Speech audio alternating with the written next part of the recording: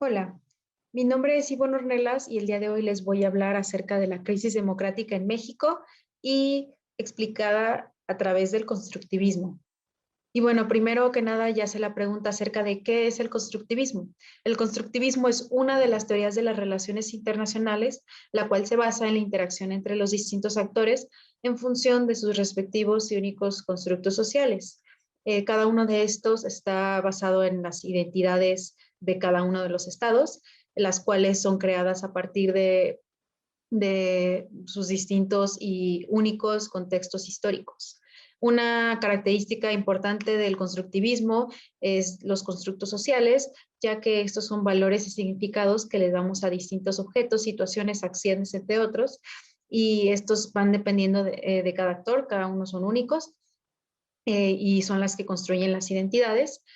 Algunas de los supuestos básicos del constructivismo yacen en que los intereses y las necesidades de los estados varían, cada uno tiene uno distinto, no son únicos, no tienes el mismo, a diferencia del realismo, que el realismo hace la suposición de que el interés de los estados es la seguridad. Otro de los aspectos importantes es el rol de las instituciones para la mediación y la cooperación.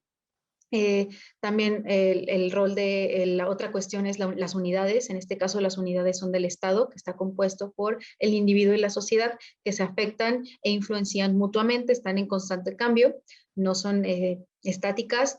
Y también la importancia de las normas, que al recobrar fuerza pueden convertirse pueden llegar a adquirir estatus de moralidad.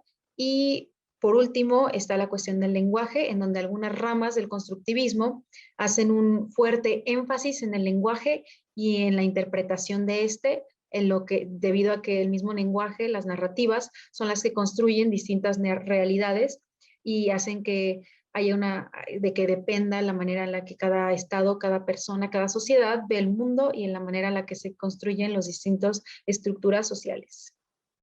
Y entonces aquí es donde surge la pregunta de ¿por qué a México se le considera que está en una crisis de la democracia? Y según el constructivismo y lo que he analizado, se puede ser porque México intentó adoptar un sistema, intentó entender un sistema que no puede entender al 100%. Ahorita a lo largo de la explicación vamos a ver por qué. Y tenemos que retomar otra vez la idea de que México, al igual que los estados en el constructivismo, tiene una identidad única que ha sido construida por su único contexto histórico, y a lo largo de la historia han surgido muchas definiciones de democracia en el contexto mexicano, por ejemplo. Es muy importante ahorita recalcar que la democracia se tiene esa idea, esa preconcepción de que es un concepto universal, de que todos tenemos la misma idea de lo que se conlleva, de lo que tiene que tener una democracia. Sin embargo, eso es muy falso, porque no es un molde al que todos los estados pueden adquirir y pueden llegar fácilmente. Esa idealización ha creado pues falsa esperanza de que siempre se va a llegar a esa democracia que se piensa que es igual para todos, pero no lo es, porque depende de los distintos constructos sociales, de las distintas ideas e interpretaciones que se tiene de una democracia. Esto es visto, por ejemplo, en el contexto mexicano, en el siglo XIX a mitad, con la lucha de los centralistas y los federalistas, que usaban el concepto de la democracia, una sola palabra, pero tenía muchas definiciones distintas y todas esas, y usaban ese concepto para legitimizar su lucha. Entonces es una cuestión muy interesante cómo una sola palabra tiene muchas definiciones e interpretaciones distintas. Y bueno, entonces aquí surge la pregunta acerca de cómo llegamos a la democracia que tenemos hoy en día en México. Y vamos a analizarla primero desde una cuestión internacional, en donde, según el constructivismo, las relaciones entre los diversos estados a nivel internacional son producto de las decisiones de un estado que dependen de cómo pienso, cómo entiendo, cómo percibo al otro. Y esto se ve reflejado en las identidades que le vamos asignando a los diversos estados. Estas pueden ser identidades positivas, como lo es de amistad, de alianza, o pueden ser negativas, como es de enemigo. También estas van avanzando, no son estáticas, evolucionan a través del tiempo. Y bueno, ya ilustrándolo un poquito más al caso mexicano de la crisis, se puede decir que ha surgido una idealización de la democracia, en donde se le asocia esta forma de gobierno, la democracia, con los estados avanzados, que en este caso entra a la categoría, según el constructivismo, según este análisis, entraría el Estados Unidos, entraría Francia, algunos países europeos, pero a la hora de analizarlo también desde el constructivismo no es una percepción realista, porque no es un molde a la que todos los estados se pueden adaptar fácilmente. Entonces, al haber idealizado la democracia y haberle asignado esta identidad como aliado, como amigo a Estados Unidos, al tener estas dos factores importantes, México se abre las puertas a esta percepción de que la democracia se tiene que idealizar y se tiene que llegar. Y bueno, ya si lo analizamos, ya en otro punto, si lo analizamos como la comunidad internacional, desde el constructivismo, nos dice que las relaciones entre los distintos estados son basadas en las normas y en un entendimiento compartido. Este entendimiento compartido es creado por medio de los hechos sociales. Los hechos sociales es algo muy relacionado con los constructos sociales, que ya les mencioné, que básicamente son los que son hechos sociales, atribuyen significados a distintas cuestiones que podemos encontrar en las relaciones internacionales, ya sea tangible o no tangible.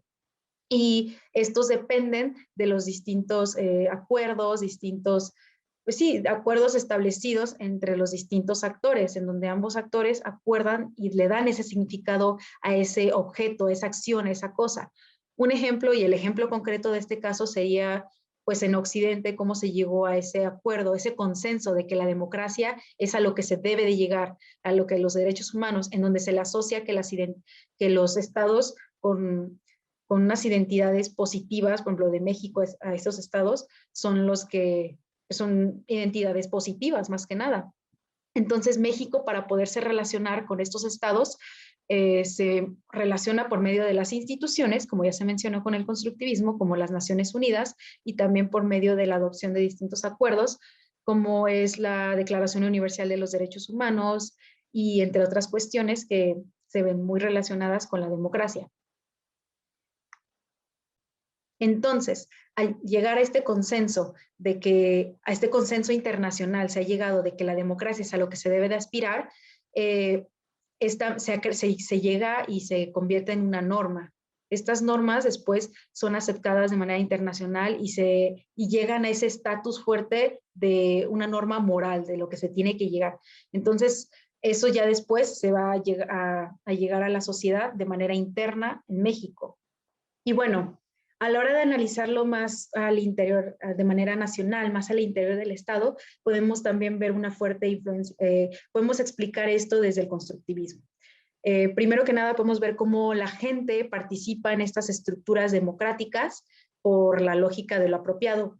¿Qué es la lógica de lo apropiado? Es cuando la gente sigue las normas, no para maximizar sus beneficios o evitar algún castigo, no es por eso, es un poquito más hacia lo racional, sino lo siguen para estar dentro, para seguir las normas sociales, estar dentro de la estructura social, en donde lo más importante es la sociedad de esa cuestión. Y bueno, la gente participa en la estructura e indirectamente o de manera subconsciente refuerzan el control que éstas tienen sobre la sociedad. Entonces, como quien dice, andan repitiendo estos comportamientos y los refuerzan sin querer.